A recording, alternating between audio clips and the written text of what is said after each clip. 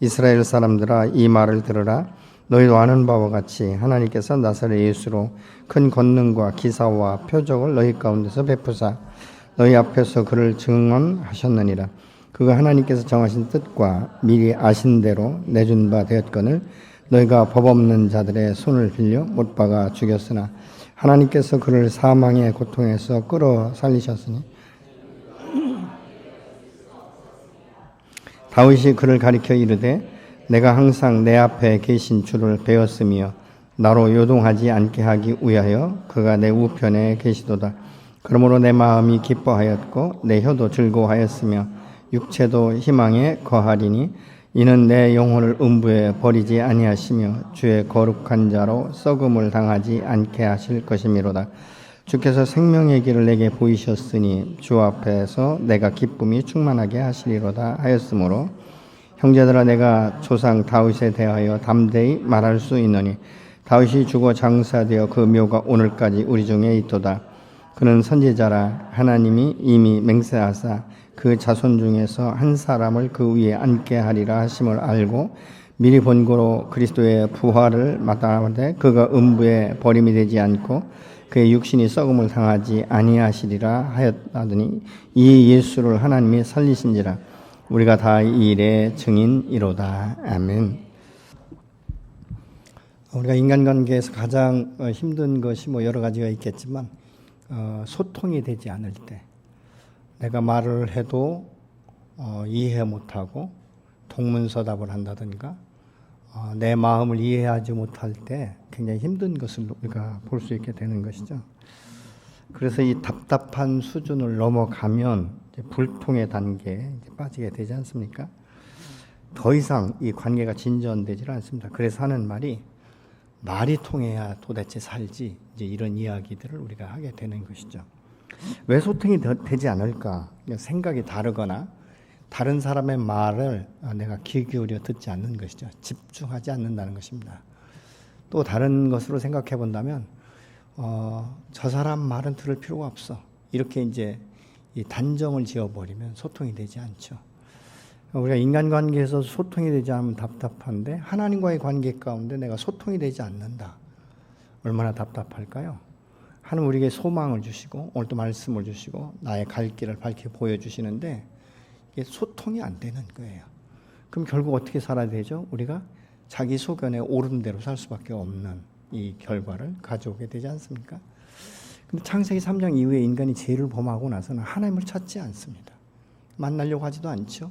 근데 하나님께서 우리와 다시 소통을 재개하기 위해서 죄 없으신 당신의 독생자 예수 그리스도를 이 땅 가운데 보내십니다.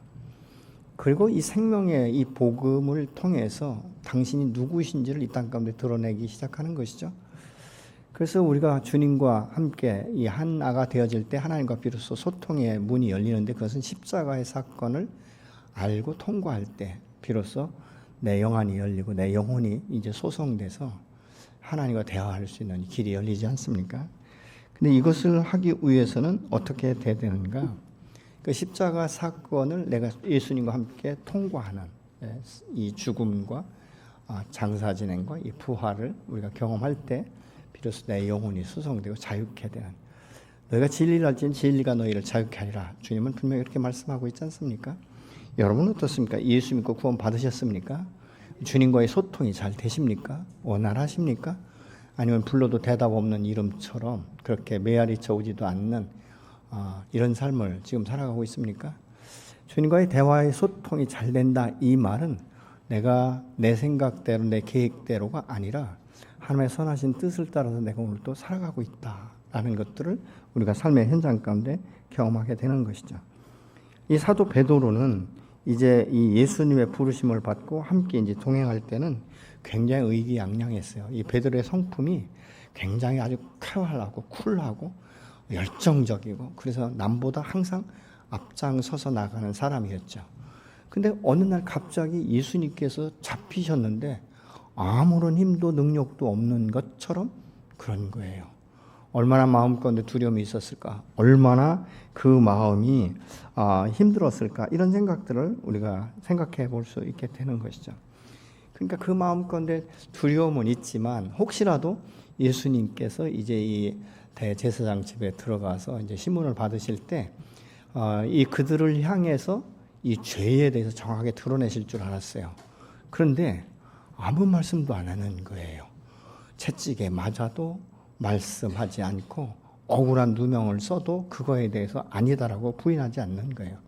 베드로의 마음 가운데 점점 두려움이 오는데 그 집 여종이 갑자기 지나가다가 너도 저 사람 따라다니지 않았어? 그러니까 아니다라고 부인하기 시작하죠. 그러면서 이제 계속적으로 점진적으로 나 그 사람 모르는데, 그러면서 이제 저주하고 맹세까지 한다는 것이죠. 저주하고 맹세를 했는데 주님이 탁 쳐다보는데 눈이 탁 마주쳤어요. 무슨 생각을 했을까요? 주님이 내가 오늘 닭이 울기 전에 나를 3번 부인하라고 말 땐 절대적으로 아니라고 했거든요. 다른 사람들 다 부인해도 주님, 내가 어떻게 주님을 버릴 수 있습니까? 나는 그렇지 않습니다. 내가 죽기까지 주님 부인하지 않는다는 이 생각이 탁 스쳐오면서 밖으로 뛰어나가서 통곡하고 울지 않습니까? 그런데 이 베드로가 통곡하고 울기는 했는데 나중에 예수님이 십자가 못 박이실 때 가까이 가질 못합니다. 여전히 두려움 가운데 멀찍이 서서 바라본 것이죠. 그리고 예수님이 십자가에 달리셔서 이제 이 죽고 장사를 지냈는데 그 다음부터는 어떤 생각이 드냐면, 야, 저 권능의 이 예수를 십자가에 과감하게 못 박은 저들이 나 같은 사람 하나 잡아 죽이기로 말하면 그거 뭐 그렇게 어렵겠는가 해서 두려워서 숨습니다. 한참 숨어 있는데 한 여인이 달려와서 말하는 것이죠. 내가 예수님 무덤을 오늘 새벽 미명에 갔는데 빈 무덤이었다는 거예요. 그러니까 깜짝 놀라가지고 정신없이 뛰어가지 않습니까? 갔는데 무덤이 비어있고 주님은 안 계신 거예요. 얼마나 그 마음 가운데 이 허망함과 두려움이 있었겠습니까? 만약 주님이 부활하셨다면 우리를 먼저 만나주셔야 되는데 왜 이 무덤만 비어있는가, 이런 생각 들지 않겠습니까? 그렇게 다시 돌아와서 숨어 있어요. 근데 요한복음에 보면 이 부활의 주님이 제자들에게 찾아오셔서 평강이 있을지어다, 이렇게 이 두려움 가운데 평안을 빌지 않습니까? 그리고 나서 말씀하시는 것이죠. 성령을 받으라, 이렇게 말씀합니다. 그때까지만 해도 이 베드로가 부활의 주님을 만났고 성령을 받으라고 말했고 평강을 빌어주셨지만 그 마음 가운데 여전히 안정감은 없는 거예요. 왜냐하면 주님만 바라보고 따라다녔는데 이 리더가 없어진 거죠. 그러니까 갈 길을 알지 못하는 거예요.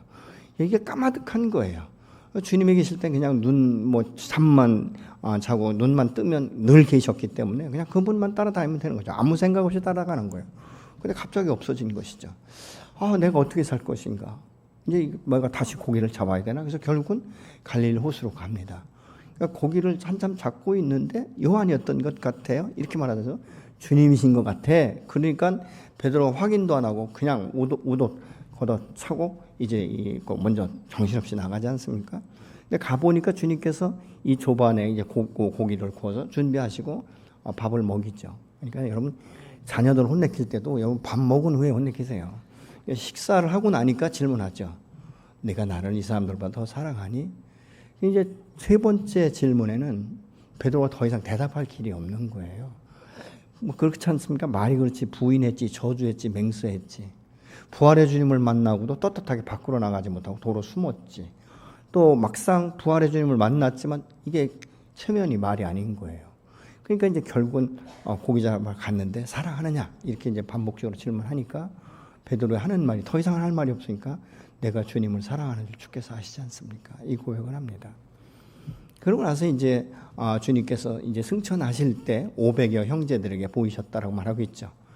그러면서 이제 내가 너에게 이야기했던 보혜사 성령이 임할 때까지 너희는 이 성을 떠나지 말고 함께 모여서 기도해라, 이렇게 이제 말씀합니다.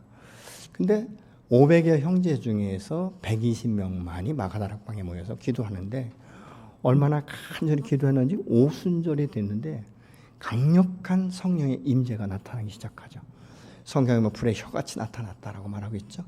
그리고 똑같은 말을 하고 있는데 듣는 사람들은 각 족속 방언으로 듣는 거예요. 그러니까 사람들이 복음을 증거할 때 다 이해하는 이런 그 모습들이 일어나는 것들을 우리가 볼 수 있게 되는 것이죠. 이 성령의 강력한 임재를 경험하면서부터 베드로가 달라지기 시작합니다. 그 마음 가운데 굉장히 담대함이 생기는 것들을 우리가 보게 되는 것이죠. 성령의 임재를 체험한 후에 베드로는 전혀 다른 사람이 된 것을 우리가 사도행전 2장 14절에 보면 같이 알 수 있는데 보시겠습니다. 베드로가 11사도와 함께 서서 소리를 높여 이르되 유대인들과 예루살렘에 사는 모든 사람들아 이 일을 너희로 알게 할 것이니 내 말에 귀를 기울이라. 여러분, 이 베드로의 이 변화는요 몇 가지를 우리가 함께 나누면 첫 번째는 담대해졌다는 것입니다. 베드로와 11사도들이 예수 그리스도를 십자가에 못 박은 당사자들도 분명히 해적 속에 있었을 거예요. 그럼에도 불구하고 복음을 담대히 증거하는 것은 환경의 변화가 아니에요. 자기 마음 가운데 변화인 것입니다. 여러분, 우리가 이 세상 나그네 길을 살고 주님과 함께 동행할 때 담대할 수 있는 것은 어떤 환경의 변화를 통해서 내가 평안이 있고 안정감 있고 기쁨이 있고 이거 아니에요. 내 마음의 변화가 먼저 일어나야 되는 줄로 믿으시기 바랍니다. 내 속사람이 바뀌어야, 내 영혼이 자유로워야 성령의 권능이 내게 임할 때 담대해지는 줄로 믿으시기 바랍니다. 위축된 영이 풀어지기 시작하는 거예요. 두려움이 없어진다는 말입니다. 우리가 세상에서 당당하지 못하고 위축되는 것은 무엇입니까? 세상을 두려워하기 때문에 그런 것 아니겠습니까? 성령의 능력이 충만하게 되지 않으니까 이런 문제들이 일어나는 거예요. 여러분, 사람이 위축되면요 자기 속에 분명한 답을 갖고 있는데도 대답하지 못하잖아요. 우물쭈물하는 것들을 우리가 볼 수 있지 않습니까? 여러분, 학생들이 선생님이 뭘 질문할 때 속으로는 답을 알아요. 근데 말하지 못하는 게 뭐죠? 두려운 거예요. 틀릴까 봐 두려워. 우리 인생을 살아갈 때 내가 이 길이 맞는지 이게 정확하지 않으면 두려움부터 오지 않습니까? 그래서 우리가 성령이 내 안에 임하면 당당하고 담대한 역사가 일어나야 될 줄로 믿습니다. 그렇기 때문에 여러분, 위축된 심령을 갖고 살지 마시고 이제는 좀 성령의 지혜와 성령의 능력을 받은 자답게 당당하게 이상 나그네 길을 살아가시기를 예수로 부탁하고 축원합니다. 두 번째는 영적 분별력이 생긴 거예요. 이 일을 너희로 알게 할 것이니 내 말에 귀를 기울이라. 이렇게 지금 확신 있게 말하고 있지 않습니까? 성령에 충만할 때는 사람이 분별력이 생기기 시작하는 거예요. 근데 이 사도 베드로가 증거한 것은 뭐 이 말 저 말이 아니라 딱 단순하게 복음만을 증거했다라고 성경은 말하고 있지 않습니까? 여러분, 우리가 애굽의 노예로 그냥 순간에 형제들에 의해서 이 노예로 팔려갔던 요셉을 생각해 보십시오. 보디발의 집에 하나님께서 붙이셨고 그 가운데 모든 것을 주관하다가 결국은 어떻습니까? 아내의 유혹을 뿌리친 것으로 해요. 감옥에 가지 않습니까? 근데 그 감옥에 갔을 때 하나님께서 요셉에게 지혜를 주셔서 이 떡 맡은 관원과 술 맡은 관원이 꿈을 꿨다 할 때 그걸 해몽합니다. 근데 이것이 이제 기회가 되어서 나중에 이 바로 왕의 꿈을 해몽하게 되는 것들을 우리가 볼 수 있게 되는 것이죠. 또 세 번째로는 뭐냐면 성령의 충만할 때 이 베드로가 이 복음만을 증거하는 것을 우리가 볼 수 있는데요. 16절부터 17절 말씀을 같이 보시겠습니다. 이는 곧 선지자 요엘을 통하여 말씀하신 것이라. 하나님이 말씀하시기를 말세에 내가 내 영을 모든 육체에 부어주리니 너희의 자녀들은 예언할 것이요 너희의 젊은이들은 환상을 보고 너희의 늙은이들은 꿈을 꾸리라. 이게 이제 요엘서 2장 28절의 말씀을 인용했는데 베드로에게 이 말씀을 기억하게 하신 분이 여호와 하나님이시라는 것이죠. 하나님의 영을 부어주리니 이 말씀은요 흘러 넘치도록 솟아서 솟구쳐 올라와서 이런 의미예요. 예수 믿고 거듭나면 그 배에서 생수의 강이 넘쳐나게 되는 줄로 믿으시기 바랍니다.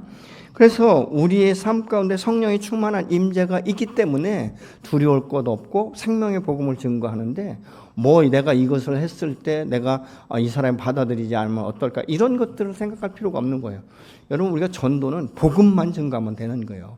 그를 설득하려고 할 필요도 없는 것이고 이 말 저 말 끌어낼 필요도 없는 것이죠. 근데 이 성령의 충만을 누가 받았냐? 120명만이 받았다는 거예요. 오늘 예수 믿는 사람은 많습니다. 그 안에 성령이 내주하는 것도 아는 사람이 참 많습니다. 그런데 많은 사람들이 지식으로 알고 있다는 거예요. 여러분, 500명 중에 380명은 떠났기 때문에 그들은 성령을 체험하지 못했어요. 예수님의 말씀대로 그것 가운데 머물러서 간절히 사모함으로 기도하는 자들만이 성령의 충만을 받게 된 줄로 믿습니다. 여러분, 우리가 신앙생활할 때 그렇기 때문에 성령의 충만은 아무에게나 임하는 것이 아니라 하나님 앞에 간절히 사모함이 있어야 되는 것이고 절대적인 그 주님 앞에 내 모든 것들을 맡기는 이런 것들이 있어야 된다는 것이죠. 근데 많은 사람들이 기도하지 않죠. 왜 기도하지 않습니까? 기대감이 없는 것입니까? 우리 하나님을 우습게 보시는 것입니까? 여러분 어떻습니까? 여러분 복음을 증거할 때 두렵습니까? 부끄럽습니까? 많은 사람들이 알고는 있지만 간구하지 않는 것은 필요성을 못 느끼기 때문에 그런 거예요. 여러분 많은 사람들이 우리가 신앙생활하면서요 기도하지 않는 것은 그냥 기도하지 않고서 살만하다는 것 아니겠습니까? 제일 좋아하는 게 사단이에요. 얘는 신경 안 써도 자기 조정내로 살아가기 때문에 그런 것이죠. 여러분 이 기도라는 것은 그렇기 때문에 때로는 굉장히 자기가 먼저 주님 앞에 드려지는 이 결단이 있어야 되는 거예요. 때로는 인내심이 있어야 되는 것이죠. 여러분 육신의 질병이 들어보세요. 자식이 아파보세요. 죽을 병에 들어보세요. 기도 안 할 사람 없습니다. 밤새워 기도하게 되어 있는 거예요. 근데 우리가 지금 그런 역경, 그런 고난이 없으니까 그냥 살아가는 것 아니겠습니까? 그렇기 때문에 뭐예요? 예수는 믿고 성령이 내 안에 있지만 내 속에 옳은 대로 사는 거예요. 여러분 이것이 얼마나 안타까운지 아십니까? 불신자는 차라리 성령이 없고 예수를 모르기 때문에 하나님을 모르기 때문에 그렇게 살지만 예수 믿는 사람은 하나님도 알고 예수도 알고 성령도 알고 있는데 이런 정말 우를 범한다는 것은요. 어떻습니까 여러분? 그거 말이 안 되지 않습니까?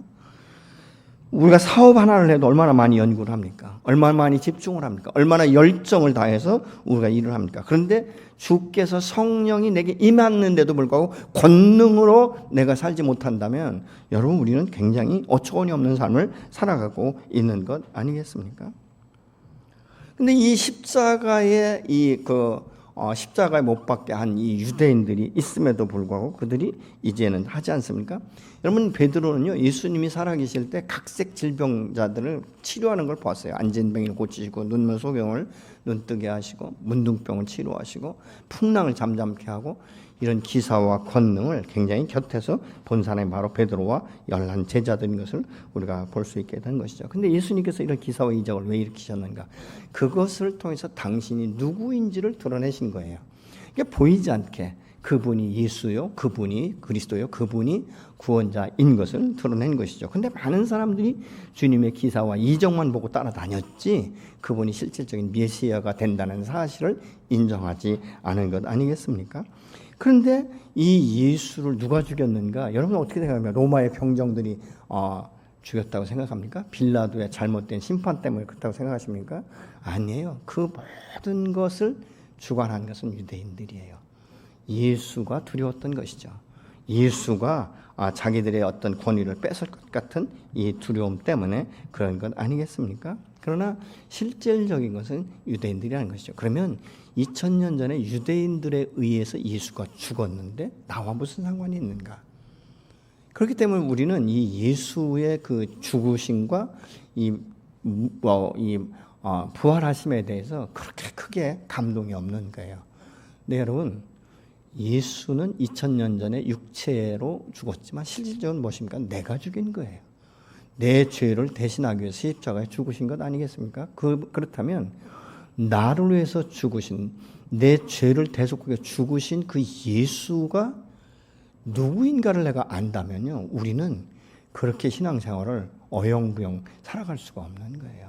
늘 울어도 그 은혜를 갚을 길이 없어서 주님의 얼굴을 구하면서 날마다 주님 앞에 나가 승리하는 삶을 살아야 될 줄로 믿습니다. 그런데 이것은 인간에 의해서 된 것이 아니다라고 23절은 말씀합니다.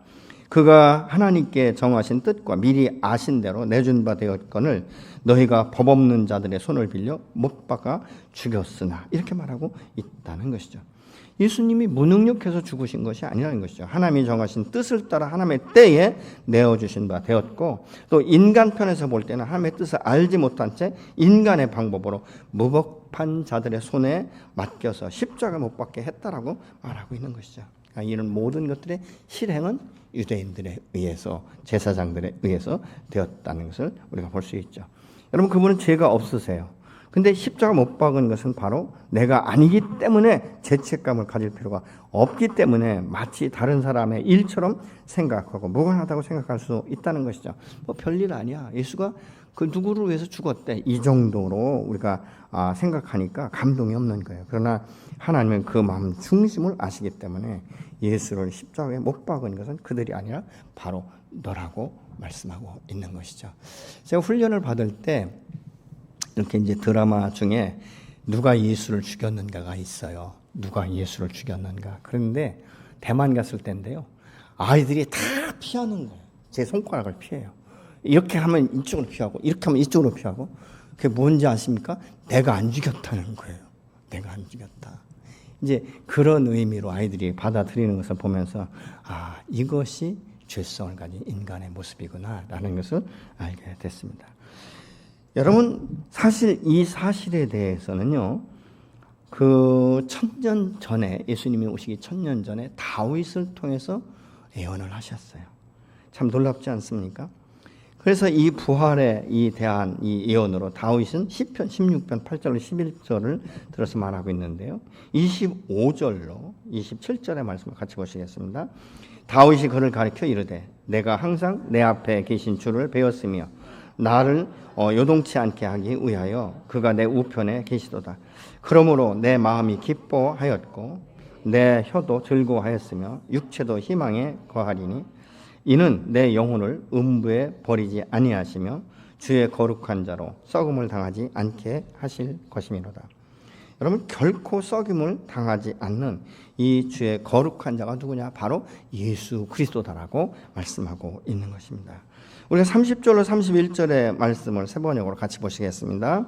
그는 예언자이므로 그의 후손 가운데서 한 사람을 그의 왕좌에 앉히시겠다고 하나님의 맹세하신 것을 알고 있었습니다. 그래서 그는 그리스도의 부활을 미리 내다보고 말하기를 그리스도는 지옥에 버려지지 않고 그의 육체는 썩지 않았다 하였습니다. 라고 세 번역 성경을 말하고 있어요. 다윗은 예수님이 오시기 전 1000년 전에 이 말씀을 하나님으로부터 받고 부활의 그 주님에 대해서 예언한 것이죠. 여러분, 믿음의 눈으로 자기의 씨에 태어날 이 메시아를 보았고 그가 이제 죽임을 당하지만 영원히 죽지 않고 부활할 것에서 본 것입니다. 여러분, 이것을 통해서 볼 때 다윗은 부활신앙을 가진 사람이지 않습니까? 우리가 히브리서에 보면 아브라함은 부활신앙을 가졌어요. 그래서 이 아들 이삭을 이제 번제로 드리러 올라가면서 우리가 저기에 가서 번제를 드리고 돌아올 것이다라는 이 부활의 그 신앙을 아브라함은 가진 것을 많은 사람들이 알고 있습니다. 그런데 이 다윗도 동일하게 예수님 오시기 전에 1000년 전에 부활에 대해서 말씀한 것을 우리가 볼 수 있다는 것이죠. 그래서 이 다윗이 말한 이 부활의 기쁨과 즐거움과 감격은요, 예수님의 부활이었고 예수님의 이 부활과 그 기쁨과 즐거움과 감격과 축복의 기적은 성령의 기름 부으심을 통해서 나타났습니다. 그래서 우리가 예수 믿고 거듭난 사람들의 마음 가운데 평강이 있고 안정감이 있고 예배를 드릴 때마다 기쁨의 축제의 예배를 우리가 드릴 수 있는 것이죠. 여러분, 그래서 이 예배라는 것은 감동의 예배를 우리가 드릴 수 있는 거예요. 왜요? 내 안에 성령께서 역사하시고 그분이 기뻐하시는 예배를 우리가 드릴 수 있기 때문에 그런 것입니다. 그래서 이 그 기적은 뭘로 나타나는가? 이제 성령의 기름 부으심으로 나타나는 것을 볼 수 있는데 이것을 이제 보편적으로 사람들이 말할 때 성령 침례다 이렇게 말을 합니다. 다윗의 부활 신앙은 항상 자기 앞에 주님이 계시다라고 말하고 있지 않습니까? 주님은 오늘 또 성령을 통해서 내 속에서 내 앞에서 내 곁에 서서 오늘 또 항상 나와 함께 동행하시는 줄로 믿으시기 바랍니다. 그래서 다윗은 시편에서 그런 말을 하는 거예요. 내가 사망의 음침한 골짜기로 지날지라도 해를 받을 것을 두려워하지 않는 것은 그때도 주께서 나와 함께 하십니다 라고 말하고 있는 것이죠. 하나님 앞에 거듭난 하나님의 자녀는 성령을 통해서 주님이 오시는 그날까지, 주님 앞에 서는 그날까지 항상 나와 함께 동행하시는 줄로 믿으시기 바랍니다. 그렇기 때문에 그분이 나의 피난처가 되고 나의 산성이 되고 나의 소망이 되기 때문에 우리가 고난과 역경과 광야의 인생 가운데도 인내할 수 있는 것이고 그 빛이 있기 때문에 우리가 소망 삼아서 오늘도 한 걸음 한 걸음 나가게 되는 줄로 믿으시기 바랍니다. 현실은요, 반드시 다 지나가는 것들입니다. 우리의 인생은 지나가는 것들이에요. 근데 이 지나가는 날들을 내가 어떻게 준비하고 어떻게 사느냐에 따라서 미래가 새롭게 준비되어 가는 것을 믿으시기 바랍니다. 여러분, 그래서 소망이 하나님께서는 우리에게 소망을 반드시 이루시는 것이죠. 베드로는 하나님이 예수님을 살리셨고 그것을 아는 우리가 이제는 증인이다 이렇게 말을 하고 있어요. 그러면 증인이 되려면 뭐가 돼야 됩니까? 먼저 예수 믿고 거듭난 삶이 되어지면서 성령이 체험되어져야 되지 않겠습니까? 그래서 이 베드로는 38절에 이렇게 말합니다. 베드로가 이르되 너희가 회개하여 각각 예수 그리스도의 이름으로 침례를 받고 제사함을 받으라. 그리하면 성령을 선물로 받으리니. 이렇게 말씀을 하고 있습니다. 여러분, 이 회개라고 지금 말하고 있지 않습니까? 그래서 첫 번째는 예수를 믿는 것은 회개에서부터 시작이 되는 것이죠. 회개라는 말은 변화되다, 돌이키다 이런 뜻이에요. 진정한 회개는 뉘우침이나 깨달음이 아니에요. 지식으로 아는 것이 아니에요. 그것은 돌아서는 것을 말합니다. 마치 운전하는 사람이 그냥 가던 길을 좌회전하거나 우회전하는 것이 아니라 완전히 유턴하는 것을 말하고 있는 것이죠. 죄악이 관영한 이 세상 가운데 어둠의 영에 이끌려서 어둠의 종으로 이제 그 노예처럼 그렇게 살아가던 우리가 이제 돌아서서 빛 대신 주님, 생명의 주인이신 그 주님 앞으로 돌아서서 하나님 앞에 나아가는 것이죠. 과거에는 하나님과 소통할 수 없었지만 이제는 하나님과 소통할 수 있는 그 길과 문이 열린 줄로 믿으시기 바랍니다. 그래서 우리가 주님 앞에 나가 기도할 수 있는 것이고 하나님을 우리가 아버지라고 부를 수 있는 것 아니겠습니까? 여러분, 이 신분과 권위가 변화되는 것은 특권이에요. 아무나에게 신분과 권위가 변화되는 것이 아닌 것이죠. 두 번째는 뭐냐면 이 회개한 후에 죽음과 부활의 상징인 침례를 받는 것이에요. 갈라디아서 2장의 말씀이나 아니면 로마서 6장에 보면 내가 예수와 함께 십자가 못 박혀 죽었고 이제 무덤에 묻히는 것처럼 물에 잠겼다가 다시 부활을 의미하는 것처럼 일어나는 것을 지금 의미하고 있는 것이죠. 이 침례는 누가 받았습니까? 회개하고 거듭난 사람이 첫 순종으로 받는 것이 바로 침례입니다. 침례는 하나의 의미며 하나의 상징인 것이죠. 내가 예수와 함께 죽었고 무덤에 묻혔고 다시 부활하는 것을 의미하고 있기 때문에 그렇습니다. 그래서 침례는 굉장히 중요한 것이죠. 세 번째로 이 죄사함 받는 것이 중요한 것입니다. 죄사함은 완전한 용서이며 또 죄의 권세로부터 해방을 선포하는 것이 죄사함인 것이죠. 더 이상 어둠의 영이 넘볼 수 없는 것은 하나님의 이 손이 나를 붙들고 계시고 너는 나의 아들이라고 말씀하고 하나님은 오늘 또 어둠에게 계속적으로 말씀하니까 너는 나의 자녀를 내 종을 내가 넘볼 수 없다라고 말씀하고 있는 것입니다. 그렇기 때문에 이 죄사함이라는 건 완전한 용서를 의미하고 있는 것이죠. 내가 의롭지 않지만 여호와께서 나를 의롭다 칭하시고 내가 부족하고 연약하지만 너는 나의 아들이며 나의 사랑하는 자라고 말씀하시는 것입니다. 그러면 이 용서는 그래서 우리의 안에 자유를 주는 거예요. 여러분, 우리가 용서를 받기 전에는 굉장히 그 마음 가운데 묶임이 있지 않습니까? 찝찝함이 있지 않습니까? 그래서 부모가 아니면 뭐 어떤 사람과의 관계 가운데 끊어졌을 때 그거 내가 용서한다. 더 이상 내가 기억하지 않는다. 라고 선포해 줄 때 그 마음 가운데 풀어지는 것들을 우리가 볼 수 있는 것이죠. 네 번째는 뭐냐면 성령의 임재입니다. 성령의 임재는 내 삶의 주인이 더 이상 내가 아니라 주께서 나의 주인이 되시고 그래서 내가 이 주의 영에 이끌림 받도록 나의 모든 것들을 내어 드리는 것들을 의미하고 있는 것이죠. 내 소견에 오르는 대로가 아니라 성령을 따라서 주의 뜻을 따라서 내가 순종하기로 결정하는 것이고 때로는 내가 힘없고 너무 지치고 피곤해서 주님 내가 그 길을 갈 수 없습니다라고 말할 때 내 의에 오른팔로 나를 붙들어 주시면서 일으키시는 것이죠. 그리고 그냥 끌고 가는 것이 아니라 머물러 서서 내가 다시 일어나서 걸을 때까지 기다려 주시고 그리고 내게 힘을 주시고 능력을 주시고 지혜를 주시고 분별력을 주셔서 내가 그 주님 곁을 따라갈 수 있도록 오늘 또 지도하시는 분이 바로 성령 하나님이신 줄로 믿습니다. 그래서 내 삶의 주인이라고 성령의 능력으로 이제 어둠의 영을 제압하고 이 말의 권세가 있어서 새로운 세계관과 신분과 권위에 맞는 삶을 살아갈 수 있도록 하나님께서는 오늘 또 우리에게 성령의 충만함으로 역사하시는 줄로 믿습니다. 그렇기 때문에 여러분 어둠의 영이 분별되고 어둠을 이제는 예수의 이름으로 명령할 때 기가 막히게 떠나는 거예요. 얼마나 그 말의 권세가 있는지 모릅니다. 그렇기 때문에 여러분 두려워하지 마세요. 어둠의 것들에 대해서 막 두려워하고 막 이렇게 할 것이 아니라 오히려 당당하게 마주쳐서 보시고 선포하시면 놀라운 역사가 여러분 안에 경험되어지는 줄로 믿으시기 바랍니다. 베드로는 어부였어요. 예수의 부름을 받고 주님을 따랐지만 주님의 그 신문 받으실 때 부인하고 저주하고 맹세까지 했지 않습니까? 그러나 부활의 주님을 만나고 그 안에 성령의 임재가 있기까지는 사실 베드로만큼 굉장한 두려움이 있었어요. 굉장한 위축된 마음도 있었고요. 주님 앞에 얼굴을 들 수 없을 만큼 부끄러운 것 아니겠습니까? 뭐 다 부인해도 나는 죽기까지 따라갔다고 했던 자기가 한 입으로 두말한 것 아니겠습니까? 부인하고 저주하고 맹세하고. 예수님의 제자 중에 부인하고 저주하고 맹세한 사람은 베드로밖에 없어요. 성경에 보면 그렇지 않습니까? 1등인 것 같지만 맨 뒤에 뒤처지는 이런 자기의 모습을 볼 때 얼마나 부끄럽겠습니까? 얼마나 수치스럽겠어요. 어디 가서 당당하게 말도 못하는 것 아니겠습니까? 그럼에도 불구하고 주께서 그에게 말씀하시고 성령이 임할 때까지 기다리라고 말씀하신 그 말씀 앞에 순종을 통해서 베드로가 놀라운 성령의 능력을 경험하는 것들을 우리가 볼 수 있게 되는 것이죠.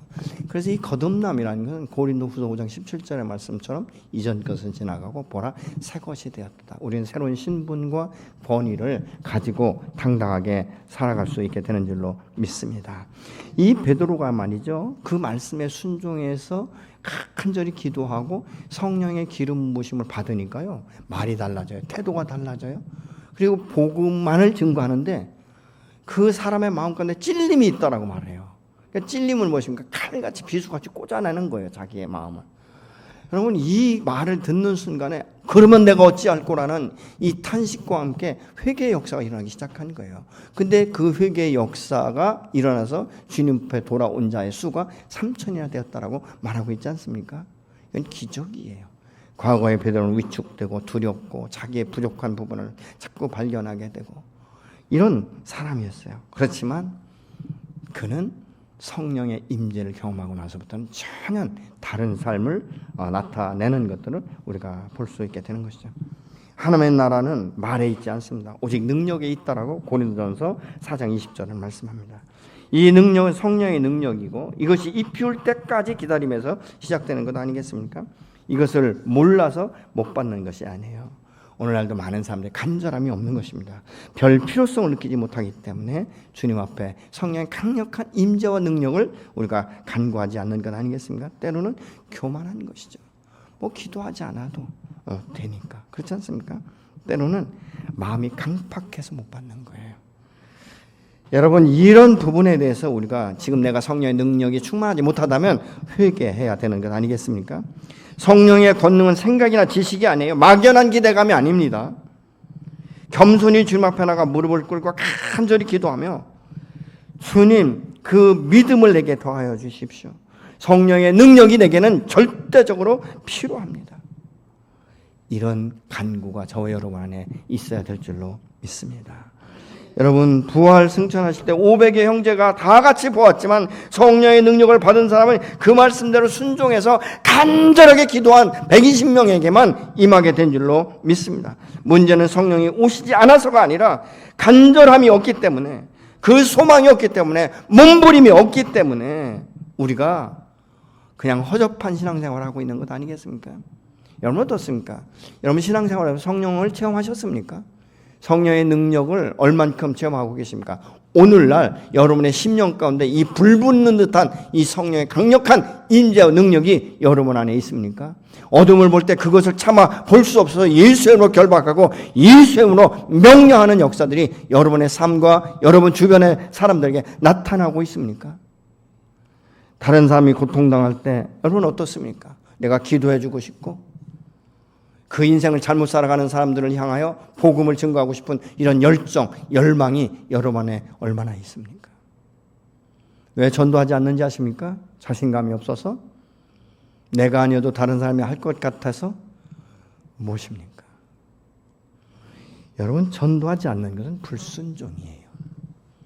주는 분명히 말씀하고 있죠. 성령이 너에게 임하면 예루살렘과 사마리아 온 땅 끝까지 이르러 복음의 증인이 되라고 말씀합니다. 마태복음 28장은 어떻습니까? 세상 끝날까지 내가 너희와 함께 할 것인데 가르쳐 행하라고 말씀하고 있지 않습니까? 왜 우리가 불순종하죠? 바쁘기 때문에 그렇습니까? 무엇 때문인가? 관심이 없는 것 아니겠습니까? 저는 처음에 예수 믿고 복음을 전하라고 하는데 그 제가 다니던 교회 청년들이 한 몇백 명, 나중에 한 1,000명 정도 됐거든요. 근데 전도를 하는데 어디 가서 전도를 해야 될까? 저는 굉장히 내성적이에요. 그 사람들하고 관계할 때 아주 친한 몇 사람하고만 관계하지 그 이외의 사람하고는 별로 관계를 하지 않던 사람이에요. 왜냐하면 제가 말을 많이 하는 것도 아니고. 근데 전도를 하러 나가야 되는데 청년들이 어디로 가냐? 대전역으로 갔는데 처음에 가서 전도를 하는데 할 말이 없잖아요. 내성적이고 말도 많이 안 하고 뭐 그렇다고 해서 내가 뭐 말을 조리 있게 하는 사람도 아니고 그걸 제가 알아요. 그래서 이제 처음에 나가서 전도를 하는데 기도만 했어요. 하나님, 내가 저 사람에게 지금 복음을 전해야 되는데 하나님 제 입술에 말씀을 넣어주시고 내가 어떻게 해야 될지 가르쳐 주십시오. 기도하다 보면 사람이 없었어. 대전역이니까. 차 타러 간 거예요. 그럼 제 마음가운데 굉장히 안정감이 오는 거예요. 지금 나 전도하려고 했는데 저 사람 갔어요. 그러면 어떡하겠어요? 또 딴 사람 놓고 기도하죠. 근데 속으로 어떤 생각이 드는지 아세요? 빨리 가라. 이런 생각이 들어요. 그리고 나서 그래서 이제 처음에 간 날은 한 사람도 전도를 안 했어요. 근데 기도는 했어요. 남들한테 얘기하는 거예요. 예. 나는 가서 기도하고 전도하려고 그러니까 사람이 없어지대. 이제 이렇게 얘기하는 거죠. 얼마나 합리적인지 모릅니다. 두 번째, 세 번째. 근데 나중에는요, 어떤 생각이 드는지 아세요? 너 언제까지 핑계 달래? 이 생각 확 들어오는 거예요, 갑자기. 그래서 이제 어떤 생각이 드냐면, 그래, 뭐 대전역인데, 이 사람 부산 사는지 서울 사는지 나 모르니까 나는 그냥 전도하자. 그래서 복음을 전했어요. 근데 그냥 가는 거예요. 그 다음에 무슨 생각이 드냐? 나 전도했어요? 이렇게 내태는 거예요. 얼마나 합리적인지. 근데 계속 기도를 제가 훈련 갖고 성경을 공부하면서 그 마음에 하나님께 어떤 도전을 주신지 아십니까? 너 지금까지 복음을 전하지 않았다. 너는 그 영혼에 대해서 아무런 생각도 없이 그 영혼에 대한 그 불쌍함과 긍휼히 여기는 마음도 없이 그냥 너는 입술로만 증거했다라는 마음을 주시는데 제가 얼마나 많이 통곡했는지 모릅니다. 주님, 내가 가짜입니다. 주님, 난 그 영혼 사랑하지 않았습니다. 그냥 청년들이 간다니까 그냥 의무적으로 따라가서 전했을 뿐입니다. 얼마나 해겠는지 모릅니다. 그 다음부터는 어떻게 이렇게 했겠습니까, 여러분? 기도 필요 없어요. 만나면 그냥 눈 뜨고 기도하는 거예요. 하나님, 내가 이 영혼 내가 오늘 전도합니다. 주님, 이 영혼 붙여주십시오. 그리고 복음을 증거하는 것이죠. 3분 줄 수 있습니까? 5분 줄 수 있습니까? 그 사람이 3분 얘기면 3분 동안 복음 전하는 거예요. 5분 하면 조금 더 자세하게 5분 동안 복음을 증거하는 것이죠. 그리고 영역 기도 시키는 것이죠. 말 못하는 정말 내성적인 제 입술을 통해서 하나님께서 복음을 증거하게 하시고 놀라운 기적이 일어나더라고요. 그 가운데서 예수 믿겠다라고 고백하고 영접기도 하는 사람들이 생기기 시작했어요. 그 다음부터 돌아보니까 우리 가족이 구원이 없는 거예요. 저희 누님 위해서 전도했고 또 저희 이제 시골에 있는 큰 이제 형님 가정을 위해서 기도하기 시작했죠. 한 십수년을 기도했죠. 근데 뭐 먼 데서 사니까 지금이야 뭐 차 타고 1시간 반이면 가거든요. 고속도로로. 옛날에 6시간 가야 돼요. 6시간을 비포장도로로 가야 되니까 이게 직장 생활하면서 그 집에 한번 가는 게 명절 때 말고는 없어요. 10수년을요 끊임없이 기도했습니다. 밤마다 기도하고. 그러면서 저희 큰형님 가정이 변화되기 시작했어요. 여러분, 전도는 해도 되고 안 해도 되는 게 아니에요. 내 안에 열정이 없는 것은 영혼에 대한 관심이 없는 것이죠. 관심이 없는 것은 무엇인가? 주님과 나의 관계 가운데 큰 어떤 사랑이나 이게 없는 거예요. 하나님 아버지의 마음이 없는 것입니다. 또 하나는 뭐냐면 내가 위축된 거예요. 성령이 내게 강력하게 임하면 이 베드로처럼 담대하게 전하면 되는 거예요. 그때 복음의 권세가 어떻게 나타나냐면 성령을 통해서 말의 권세가 주어지는 거예요. 여러분의 입술에 권세를 하나님이 넣어주시는 것입니다. 그래서 여러분은 뭐 두서없이 말하는 것 같지만 듣는 이의 귀를 하나님께서 열게 하시는 거예요.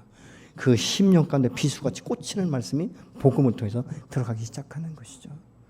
여러분, 이런 역사가 일어날 수 있는 거예요. 여러분, 우리가 10월 29일 이 전도 집회는 전도해도 되고 안 해도 되는 게 아니에요. 한 영혼이 생명이 여러분에게 달려있는 거예요. 여러분이 복음을 증거하면 그 사람이 전도될 수도 있는데 여러분이 입을 닫으면 안 되는 거예요. 왜 전도 집회를 계속하는지 아십니까?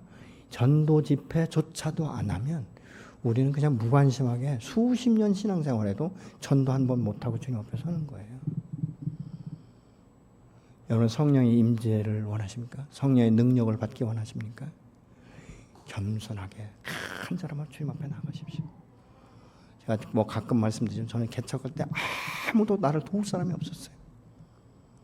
내게 돈도 없고 아무것도 없고 내게 남은 것은 연약함.